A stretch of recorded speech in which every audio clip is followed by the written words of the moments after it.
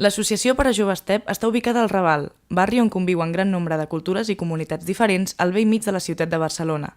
Conegut històricament com el barri xino, ha estat testimoni de molts canvis que han anat configurant la seva identitat gràcies als moviments veïnals i associatius com el TEP. Des de fa 25 anys treballa per la inclusió i la millora social a través de les tecnologies, a partir de les quals desenvolupa projectes per implicar els joves i fer-los partícips des d'una perspectiva crítica.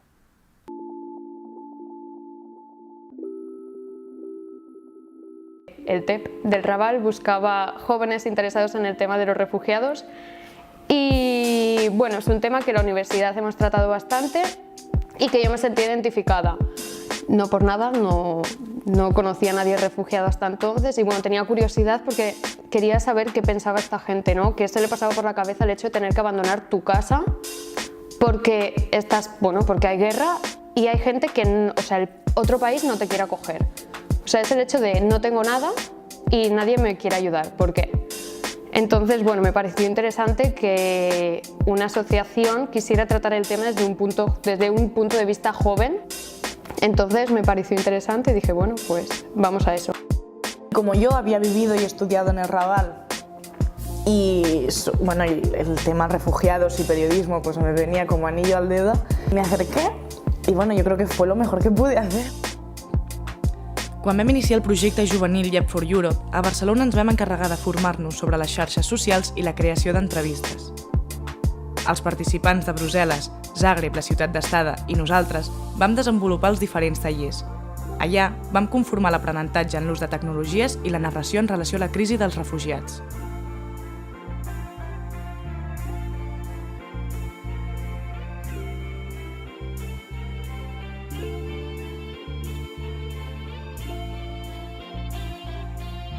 El chico que se llama Abdullah, bueno, él era muy triste, pero como nos conocía a él, nosotros, no me parecía muy triste a él porque él podía contar sus cosas a nosotros y nosotros estábamos felices con él hablando eso, contar nuestros viajes y eso, y él también contaba sus sentimientos a nosotros y así él no sentía tan triste lo que veía yo.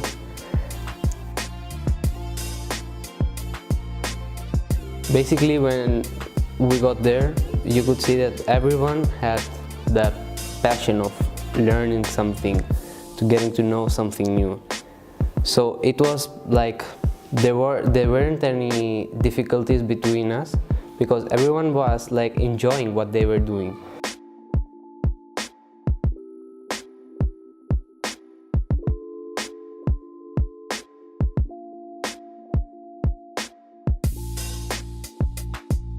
Estoy satisfecho porque creo que se ha hecho un proceso bastante bueno, una evolución constante de cara a que los jóvenes han ido adquiriendo conocimientos y a través de ellos se han ido emancipando y han podido ir haciendo ellos mismos el trabajo con las diferentes tecnologías que hemos tratado con tal de abordar los temas como por ejemplo son la crisis de los refugiados.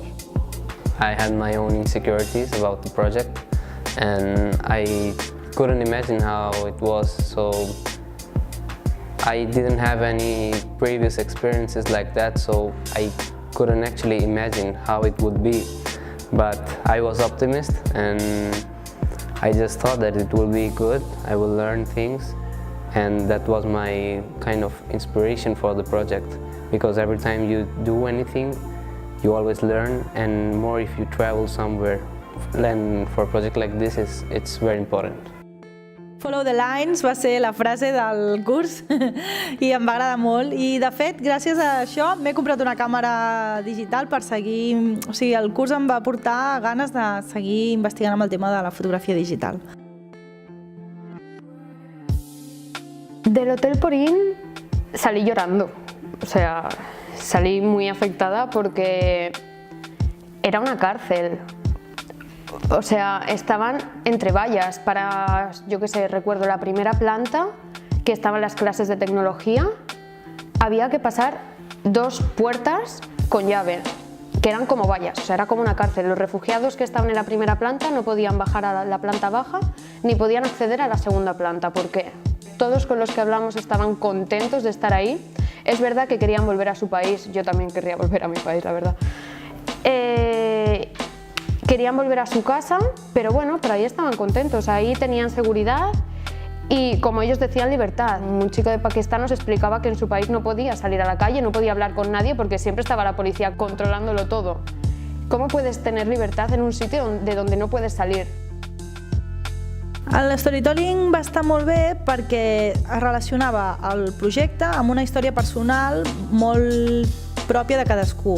Per exemple, el meu cas era la història de la meva àvia, o altres eren la història del seu amic, o la història d'un veí o d'un familiar. Per tant, relacionava un problema universal, que és el dels refugiats, amb una història personal. Llavors ho representàvem a través d'imatges, ho explicàvem i després ho compartíem entre els companys. Després del viatge a Croàcia, vam començar a contactar amb entitats a Barcelona com Stop Mare Mortum o l'Espai de l'Immigrant. L'objectiu era conèixer el treball de base en l'àmbit dels refugiats, i això ho volíem ensenyar a Barcelona. Així doncs, el 18 de novembre vam presentar el projecte al Raval, on vam passar el documental Tokima, i seguidament vam fer una taula rodona amb el director de la cinta i 2 representants de Stop Mare Mortum i l'Eixada Antiracista.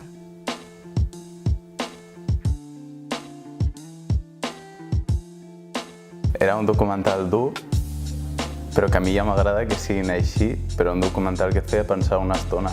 I era sobre la gent que arribava a les costes, em sembla que eren de Grècia, i la història que explicaven la gent que estava allà com a voluntària treballant, rescatant a la gent i tal. I sí, era commovedor i em va agradar.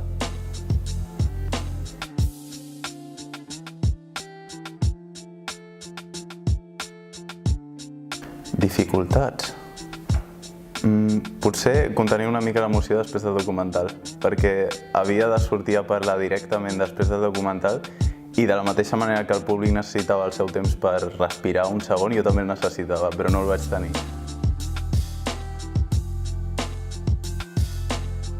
I got to know the opinion of different people and what they think of and everything.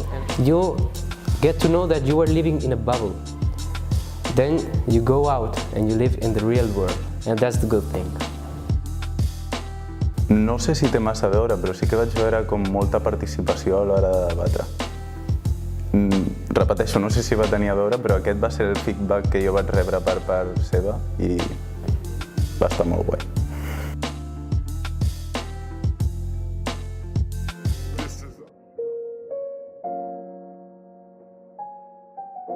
De fet, seria un puntazo que en fessin més, sí. Va estar molt bé, va venir gent molt diversa, que jo me'n recordo que després em vaig quedar debatent una mica amb una persona que estava afiliada a Convergència i tu et penses, una persona d'aquest estil, d'un partit de dretes, venint a una reunió de refugiats i tal, em va agradar molt a mi això i s'hauria de repetir. Desde que hemos empezado en el proyecto, está claro que ha habido un cambio en nosotros, en todos nosotros. Ya no vemos las cosas de la misma manera en la calle. En el día a día ya pensamos más las cosas antes de actuar. Ahora que ya sabemos lo que piensa la gente, lo que siente en su día a día, que las injusticias que hemos visto, ya somos más capaces de asimilarlo y de actuar sobre ello.